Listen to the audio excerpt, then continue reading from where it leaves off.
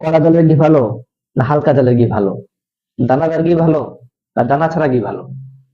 হলুদ রঙের ঘি ভালো না গাঢ় রঙের ঘি ভালো? একজন সাধারণ কাস্টমারের পক্ষে কি এত কিছু বোঝা সম্ভব? না, সম্ভব না। এই ব্যস্ত জীবনে আমাদেরকে কারো না কারোর উপর আস্থা রাখতেই হয়। আসসালামু আলাইকুম।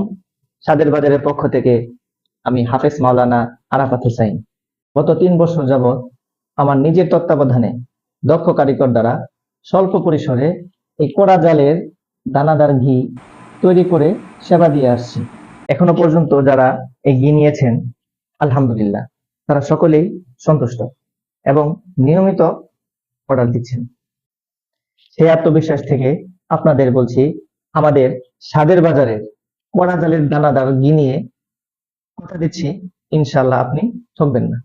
আপনারা যারা এই ঘি অর্ডার করতে চান, কোনো প্রকার অগ্রিম পেমেন্ট ছাড়াই আমাদের স্ক্রিনে দেখানো নম্বরে কল করে অথবা মেসেজ করে আমাদেরকে অর্ডার করতে পারেন।